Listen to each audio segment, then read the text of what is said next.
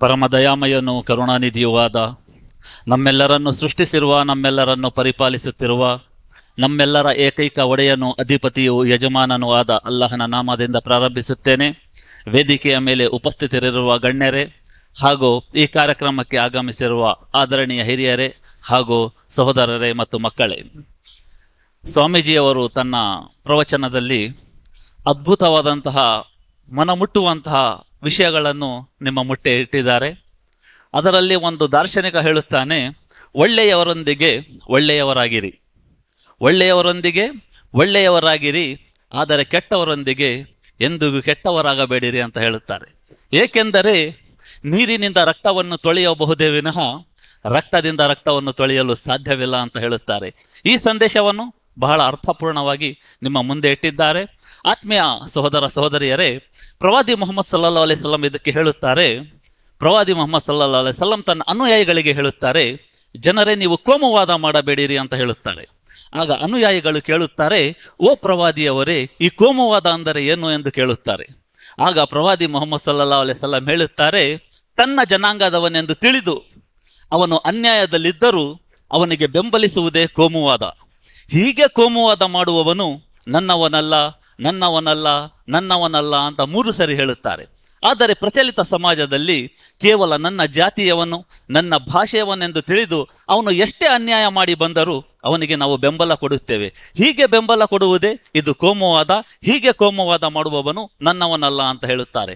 ಆದ್ದರಿಂದ ಈ ಇಫ್ತಾರ್ ಸೌಹಾರ್ದ ಕೂಟದಿಂದ ನಾವು ನೀಡುವ ಸಂದೇಶ ಏನೆಂದರೆ, ಇಂತಹ ಕೋಮುವಾದದಂತಹ ವಿಷ ಬೀಜಗಳನ್ನು ಕಿತ್ತಿ ಶಾಂತಿ ಮತ್ತು ಸೌಹಾರ್ದತೆಯ ಬೀಜಗಳನ್ನು ನಾವು ಬಿತ್ತೋಣ ಎಂಬ ಒಂದು ಸಂದೇಶವನ್ನು ಈ ಕಾರ್ಯಕ್ರಮದಲ್ಲಿ ನಾನು ನಿಮ್ಮ ಮುಂದೆ ಇಡುತ್ತಿದ್ದೇನೆ. ಆತ್ಮೀಯ ಸಹೋದರರೇ, ಕೆಲವೇ ನಿಮಿಷಗಳಲ್ಲಿ ಅಜಾನ್ ಆಗುತ್ತದೆ. ನಾವು ಇವಾಗ ಉಪವಾಸ ಬಿಡುತ್ತೇವೆ. ಉಪವಾಸ ಅಂದರೆ ಕೇವಲ ತನ್ನ ದೇಹವನ್ನು ದಂಡಿಸುವುದು ಉಪವಾಸ ಅಲ್ಲ, ಬದಲಾಗಿ ತನ್ನ ಆತ್ಮವನ್ನು ಶುದ್ಧಿಗೊಳಿಸಿಕೊಳ್ಳುವುದು ಉಪವಾಸವಾಗಿದೆ. ನೋಡಿ, ರಂಜಾನ್ ತಿಂಗಳು ನಡೆಯುತ್ತಾ ಇದೆ. ಒಂದು ಹನಿ ಗಂಟಲಿನಿಂದ ನಾವು ನೀರು ಇಳಿಸುವುದಿಲ್ಲ. ಏಕೆ? ಆ ಸೃಷ್ಟಿಕರ್ತನು ನಮಗೆ ಆಜ್ಞೆ ನೀಡಿದ್ದಾನೆ. ಅವನು ನೋಡುತ್ತಿದ್ದಾನೆ ಎಂಬ ಒಂದು ಕಲ್ಪನೆಯಿಂದ, ಅವನು ನಮ್ಮನ್ನು ನೋಡುತ್ತಾನೆ ಎಂಬ ಒಂದು ಉದ್ದೇಶದಿಂದ ನಾವು ಒಂದು ಹನಿ ಗಂಟಲಿನಿಂದ ನೀರು ಇಳಿಸುವುದಿಲ್ಲ ಎಂದರೆ, ಆತ್ಮೀಯ ಸಹೋದರರೇ, ರಂಜಾನ್ ತಿಂಗಳನ್ನು ಮುಂಗಿದ ಮೇಲೆ ಆ ಸೃಷ್ಟಿಕರ್ತನು ನಮಗೆ ನೋಡುವುದಿಲ್ಲವೇ? ಖಂಡಿತವಾಗಿಯೂ ಪ್ರತಿ ಕ್ಷಣವೂ ಅವನು ನಮ್ಮನ್ನು ವೀಕ್ಷಿಸುವವನಾಗಿದ್ದಾನೆ. ತಾಯಿಯ ಗರ್ಭದಲ್ಲಿ ಒಂದೊಂದು ಮಗ್ಗಲನ್ನು ಅವನು ವೀಕ್ಷಿಸುವವನು, ಅಲ್ಲಿ ನಮಗೆ ಆಹಾರ, ಗಾಳಿ, ನೀರು ಕೊಡುವವನು. ಅಂತಹ ಸೃಷ್ಟಿಕರ್ತ ಪ್ರತಿ ಸಲವೂ ನಮ್ಮನ್ನು ವೀಕ್ಷಿಸುತ್ತಿದ್ದಾನೆ. ಅವನ ಭಯವನ್ನು ನಾವು ನಮ್ಮ ಜೀವನದಲ್ಲಿ, ನಮ್ಮ ಹೃದಯದಲ್ಲಿ ಅಚಂಚಲವಾದ ವಿಶ್ವಾಸ ಆ ಸೃಷ್ಟಿಕರ್ತನ ಮೇಲೆ ಇಟ್ಟುಕೊಂಡು ಜೀವನವನ್ನು ಸಾಗಿಸಬೇಕಾಗಿದೆ. ಅಜಾನ ಶಬ್ದಗಳು ನಡೆಯುತ್ತವೆ. ಅಲ್ಲಾಹು ಅಕ್ಬರ್, ಅಲ್ಲಾಹು ಅಕ್ಬರ್. ಈ ಶಬ್ದ ಪ್ರತಿದಿನ 5 ಸಾರಿ ನಾವು ಕೇಳುತ್ತಲೇ ಇದ್ದೀವಿ. ಅಲ್ಲಾಹು ಅಕ್ಬರ್ ಅಂತ ಹೇಳಿದರೆ ಬಹಳಷ್ಟು ಬಂದವರು ಅಲ್ಲಾಹನಿಗೆ ಕಿವಿ ಕೇಳಿಸುವುದಿಲ್ಲವೇ, ಅಕ್ಬರ್ ಬಾದಶನನ್ನು ಯಾಕೆ ಆ ರೀತಿ ಕೂಗಬೇಕು ಎಂಬ ಒಂದು ಭಾವನೆ ಇಟ್ಟುಕೊಂಡಿದ್ದಾರೆ. ನನ್ನ ಆತ್ಮೀಯ ಸಹೋದರರೇ, ಅಲ್ಲಾಹ ಅಂತ ಹೇಳಿದರೆ ಅದು ಅರಬ್ಬಿ ಪದ. ಅದು ನಮ್ಮ ಮಾತೃಭಾಷೆಗೆ ನಾವು ಅವತೀರ್ಣ ಮಾಡಿದರೆ ಸೃಷ್ಟಿಕರ್ತ, ದೇವನು, ಭಗವಂತನು, ಪರಮ ದಯಾಮಯನು, ಕರುಣಾನಿಧಿಯು, ಕರುಣಾಮಯಿಯು, ಸೃಷ್ಟಿಕರ್ತನು, ಅನ್ನದಾತನು, ಸರ್ವಜ್ಞನು, ಸರ್ವವ್ಯಾಪ್ತಿಯು, ಇಂತಹ ಅವನಿಗೆ 99 ಗುಣನಾಮಗಳಿವೆ. ಅವನಿಗೆ ಅರಬ್ಬಿಯಲ್ಲಿ ಅಲ್ಲಾಹ್ ಅಂತ ಹೇಳುತ್ತೇವೆ. ಅಕ್ಬರ್ ಅಂತ ಹೇಳಿದರೆ ಮಹಾನನು ಎಂದು ಅರ್ಥ.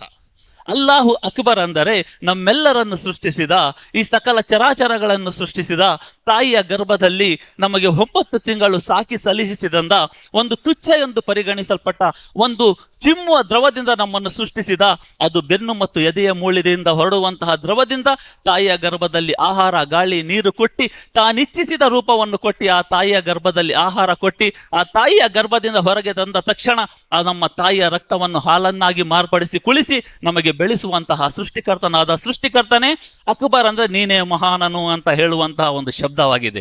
ಅಲ್ಲಾಹು ಅಕ್ಬರ್ ಅಂದರೆ ನಮ್ಮೆಲ್ಲರನ್ನು ಸೃಷ್ಟಿ ಮಾಡಿದ ಆ ಸೃಷ್ಟಿಕರ್ತನೇ ನೀನೇ ದೊಡ್ಡವನು, ನೀನೇ ದೊಡ್ಡವನು ಅಂತ ಕೂಗುವಂತ ಒಂದು ಪದವಾಗಿದೆ. ಆ ಸೃಷ್ಟಿಕರ್ತ ಅಂದರೆ ಕತ್ತಲೆಯ ಅಮಾವಾಸ್ಯೆಯಲ್ಲಿ ಕಪ್ಪು ಕಲ್ಲಿನ ಮೇಲೆ ಕಪ್ಪು ಇರುವೆ ನಡೆದಾಡುವ ಸದ್ದನ್ನು ಅವನು ಕೇಳುವವನು. ಆ ಸಮಯದಲ್ಲಿ ಆ ಇರುವೆ ಏನು ಆಹಾರ ನೀಡುತ್ತಿದೆಯೋ ಅದಕ್ಕೆ ಆಹಾರ ನೀಡುವವನು ನಮ್ಮೆಲ್ಲರ ಸೃಷ್ಟಿಕರ್ತನಾಗಿದ್ದಾನೆ. ಒಂದು ಮಾವಿನ ಹಣ್ಣು, ಆ ಹಣ್ಣಿನಲ್ಲಿ ಒಂದು ವಾಟೆ, ಆ ವಾಟೆ ಒಳಗೆ ಒಂದು ಬೀಜ, ಆ ಬೀಜದಲ್ಲಿ ಒಂದು ಹುಳ, ಆ ಹುಳುಕ್ಕೂ ಸಹ ಆಹಾರ ನೀಡುವವನು ನಮ್ಮೆಲ್ಲರ ಸೃಷ್ಟಿಕರ್ತನಾಗಿದ್ದಾನೆ. ನಮಗೆ ಯಾಕೆ ಅಹಂಕಾರ? ಅಹಂಕಾರದಿಂದ ನಾವು ಮುಕ್ತರಾಗಬೇಕಾಗಿದೆ. ಪ್ರವಾದಿ ಮುಹಮ್ಮದ್ ಸಲ್ಲಲ್ಲಾಹು ಅಲೈಹಿ ವಸಲ್ಲಂ ಹೇಳುತ್ತಾರೆ, ಜನರೇ ನಿಮ್ಮಲ್ಲಿ ಅಹಂಕಾರ ಉಂಟಾದರೆ ತಕ್ಷಣ ನೀವು ಹತ್ತಿರದ ಸ್ಮಶಾನಗಳಿಗೆ ಭೇಟಿ ನೀಡಿರಿ ಅಂತ ಹೇಳುತ್ತಾರೆ. ಏಕೆಂದರೆ ನಿನಗೆ ನಿನ್ನ ಶಕ್ತಿಯ ಮೇಲೆ ಅಹಂಕಾರ ಬಂದಿದ್ದರೆ ನಿನಗಿಂತ ದೊಡ್ಡ ಶಕ್ತಿಶಾಲಿಗಳು ಅಲ್ಲಿ ಮಣ್ಣಾಗಿದ್ದಾರೆ ನೋಡು ಅಂತ ಹೇಳುತ್ತಾರೆ. ನಿನಗೆ ನಿನ್ನ ಶ್ರೀಮಂತಿಕೆಯ ಮೇಲೆ ನಿನಗೆ ಅಹಂಕಾರ ಬಂದಿದ್ದರೆ ನಿನಗಿಂತ ದೊಡ್ಡ ಶ್ರೀಮಂತರು ಅಲ್ಲಿ ಮಣ್ಣಾಗಿದ್ದಾರೆ ನೋಡು ಅಂತ ಹೇಳುತ್ತಾರೆ. ನಿನ್ನ ಸೌಂದರ್ಯದ ಮೇಲೆ ನಿನಗೆ ಅಹಂಕಾರ ಬಂದಿದ್ದರೆ ನಿನಗಿಂತ ದೊಡ್ಡ ಸೌಂದರ್ಯವಂತರು ಅಲ್ಲಿ ಮಣ್ಣಾಗಿದ್ದಾರೆ ನೋಡು ಅಂತ ಹೇಳುತ್ತಾರೆ. ಆದ್ದರಿಂದ ಪವಿತ್ರ ಕುರಾನಿನಲ್ಲಿ ಅಲ್ಲಾಹನು ಹೇಳುತ್ತಾನೆ, ಜನರೊಂದಿಗೆ ಮುಖ ತಿರುಗಿಸಿ ಮಾತನಾಡಬೇಡ. ಯಾವುದೇ ಒಬ್ಬ ವ್ಯಕ್ತಿ ನಮಗೆ ಮಾತನಾಡಿಸಬೇಕಾದರೆ ಅವನ ಮುಖ ನೋಡಿ ನಾವು ಮಾತನಾಡಿದಿದ್ದರೆ ಇದು ಅಹಂಕಾರ ಆಗುತ್ತದೆ.